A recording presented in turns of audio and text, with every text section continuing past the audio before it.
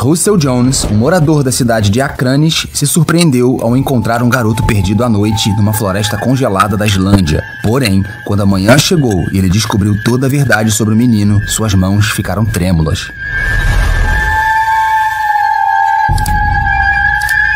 Queixando-se da imensa quantidade de neve que havia em seu quintal por conta da noite anterior, o Sr. Russell abriu sua porta de casa e respirou fundo para sentir a leve brisa do final da tarde. Nada deixava o idoso mais animado do que sua caminhada diária às exatas 18 horas, acompanhado sempre de seu melhor amigo e fiel companheiro, Spike. Apesar da nevasca ter deixado mais de 20 centímetros de neve no chão, o cão foi na frente, como se estivesse abrindo o caminho e liderando a caminhada. Toda sua relação de amor e confiança com o animalzinho poderiam ser explicadas por um motivo simples. Ele era o único amigo e seu porto seguro. O senhor de idade não contava com mais ninguém depois do falecimento de sua esposa e da perda de sua única filha. Holly podia ser considerada uma bênção tardia, já que o casal engravidou da menina quando já estavam com mais de 40 anos. Eles não tinham conseguido engravidar antes e, quando já haviam até mesmo desistido, receberam o último sopro de esperança dado pelo médico, ao constatar que, inacreditavelmente, a esposa de Russell estava grávida. Holly cresceu uma menina inteligente e bem educada, frequentando bons colégios e tirando notas altas. Não era metida em confusão e era conectada com seus pais de uma forma quase que poética. Algumas vezes, eles não precisavam nem mesmo falar. Com apenas olhares, já conseguiam identificar exatamente o que o outro estava pensando. Mas foi durante a faculdade que as coisas começaram a mudar para a família e o conto de fadas que eles levavam estava com os dias contados. As noites agradáveis deram lugar às madrugadas preocupantes para o casal. Sem notícias de sua filha, por onde andava ou com quem estava. As boas notas foram caindo gradativamente ao ponto de uma reunião na faculdade ter sido agendada. E de repente, a gentil e doce Holly virou uma teimosa e mentirosa jovem que o tempo todo fugia escondida para festas e que não conversava ou se abria com os pais. Contudo, tudo isso não aconteceu do mais absoluto nada. Pelo contrário, a mudança de Holly tinha nome e sobrenome: Devin Wallace. Ele era o recém-namorado dela e, na opinião de seus pais, o verdadeiro responsável pela confusão que estava se tornando a vida da jovem e toda a sua mudança de comportamento. Sendo alguém que nunca trabalhou na vida e reprovado por 3 anos seguidos na escola, Devin ganhou o coração de Holly em uma partida de hóquei, quando, ao marcar um ponto, fez uma dedicatória para a garota mais linda da plateia. O Sr. Russell e sua esposa nunca tiveram problema com namoros ou rapazes cortejando sua filha, mas sabiam desde o início que aquele jovem encrenqueiro não era uma boa escolha. Afinal, desde que eles começaram a sair, Holly não queria mais estudar, trabalhar ou muito menos ficar perto de seus pais. Apenas ansiava por aventuras e viagens, coisas que a pequena cidade de Akranes, na Islândia, não poderia proporcionar. Foi assim então que, ao atingir a maioridade, a jovem resolveu viajar o mundo como peregrina, dando adeus a seus pais e arriscando a sorte com seu namorado Devin, que era o idealizador e maior incentivador da viagem. Seus pais tentaram pôr um pouco de juízo em sua cabeça jovem e inconsequente, mas, sendo maior de idade, ela tinha total poder de decisão sobre suas atitudes, não podendo ser impedida por ninguém. Ela deu adeus aos seus pais de uma maneira fria, apenas acenando de longe à medida em que o carro de Devin se distanciava da pequena cabana em que eles moravam. Com o coração apertado, o Sr. Russell abraçou sua esposa com força, como se dissesse que tudo iria ficar bem. Entretanto, o destino foi cruel com a família e, em menos de 4 anos, eles receberam uma terrível carta que mudou suas vidas para sempre. Os dois tentavam se comunicar com a filha, mas nunca obtinham resposta alguma, até que um dia receberam uma carta em nome da jovem. Infelizmente, a empolgação para abrir logo o envelope se esvaiu ao lerem o conteúdo da carta. Holly havia falecido em um grave acidente de carro ao voltar de uma festa com seu namorado Devin. A carta da polícia local não detalhou muito bem o motivo do acidente, mas deixou claro que o condutor do veículo em que Holly estava havia testado um alto grau de embriaguez. O casal não sabia na época, mas alguns meses depois, Devin admitiu diante de um juiz que estava bêbado e assumiu a responsabilidade pelo acidente. O Sr. Russell havia recebido a notícia como se fosse a de sua própria morte. Desde que sua filha saiu de casa e não deu mais notícias, o senhor de idade já não era mais feliz, mas mantinha esperanças de que um dia ela iria ficar mais velha e poderia, quem sabe, até mesmo voltar. Porém, com a notícia de seu falecimento, os tristes dias se tornaram rotina e chorar tornou-se algo banal para o casal. Sua esposa foi internada cerca de 3 meses depois e faleceu no hospital, vítima de um ataque cardíaco. O médico não soube explicar com certeza o que levou àquilo, mas afirma que o estresse e trauma vividos por ela certamente contribuíram para o desfecho fatal. É difícil dizer como a vida do Sr. Russell seria dali em diante se não fosse por seu fiel companheiro Spike. Desde que o encontrou revirando latas de lixo próximo à sua casa e o adotou, o senhor de idade voltou a ter um motivo para acordar todas as manhãs. E agora, passeando com seu cachorro, Sr. Russell esqueceu de seus problemas. Mas de repente, seu amigo ergueu as orelhas e começou a correr mais rápido para frente. Sr. Russell pensou que seria apenas um esquilo ou uma raposa que teria chamado a atenção de Spike. Mas ao demorar para retornar, o idoso seguiu sua trilha e quase desmaiou com o susto que levou. Ele esperava ver tudo, menos a cena que presenciava naquele momento. Um menino de cerca de 7 anos estava debaixo de uma árvore, acariciando a cabeça de Spike sem nenhum medo ou cautela. Porém, quando notou a presença do senhor de idade, ele se assustou e logo se encolheu. Calma, não tenha medo, meu jovem. Como você chegou até aqui? Indagou o Sr. Russell. Sua pergunta era claramente bem fundamentada. Afinal, os dois estavam no meio de uma floresta e a temperatura se aproximava da negativa à medida que a noite ia caindo. Entretanto, o menino não respondeu, apenas abaixou a cabeça e começou a recuar. Nesse momento, o Sr. Russell percebeu que o menino apresentava uma marca em seu rosto, como se ele tivesse dado uma forte topada em um tronco ou galho de árvore. Olha, tudo bem se você não quiser falar comigo, mas a noite está se aproximando e aqui é um lugar perigoso para uma criança. Se você quiser, pode acompanhar o Spike e a mim de volta para casa. O garoto parecia desconfiado, mas não tinha muitas opções. Ele então aceitou o convite do idoso de volta para sua cabana. Lá, o Sr. Russell acendeu a lareira e serviu chocolate quente com biscoitos para o menino, que rapidamente foram devorados. Ele claramente não estava muito à vontade e sempre olhava para os lados, como se estivesse com medo de surgir alguém ou alguma coisa a qualquer momento. O idoso percebe a preocupação e tenta absorver mais informações dele, perguntando qual era seu nome, onde ele morava e quem eram seus pais. Porém, o silêncio ainda era a principal resposta do garoto, e notando que ele não falaria de forma alguma, o senhor de idade apenas preparou o quarto de hóspedes e mostrou ao jovem para que ele pudesse passar a noite. Depois de algumas horas de um bom descanso, o sol nasceu novamente, como se iluminasse não somente um dia novo, mas renovasse uma vida. O garotinho abriu a porta e sentou-se à mesa para se deliciar com o café da manhã preparado pelo idoso, que logo após a refeição tentou novamente contato, mesmo que sem esperança de ouvir uma resposta. Mas para sua surpresa, finalmente um alto e bom som saiu da boca do menino. Me chamo Theo e moro um pouco longe daqui com meu pai. Eu saí de casa para dar um passeio e acho que andei demais e me perdi. Desculpa não ter falado antes, estava com medo, disse a criança. O Sr. Russell ficou alegre por finalmente ouvir a voz de Theo e disse que estava tudo bem, perguntando em seguida onde era a casa de seu pai para que ele pudesse ser levado de volta. Porém, o garoto se mostrou ansioso e depois de muita insistência, deu detalhes de onde ficava sua casa. O Sr. Russell calçou suas botas, fez uma lancheira com pequenas guloseimas para o menino e foram na direção indicada por ele. Depois de 40 minutos andando, o idoso finalmente tocou a campainha, esperando ser recebido por um pai preocupado. Ele bateu a porta, tocou a campainha novamente, mas nada aconteceu. O idoso resolveu ir bem cedo para justamente encontrar o pai antes do comum horário de trabalho. Theo, que ainda não estava se comunicando muito,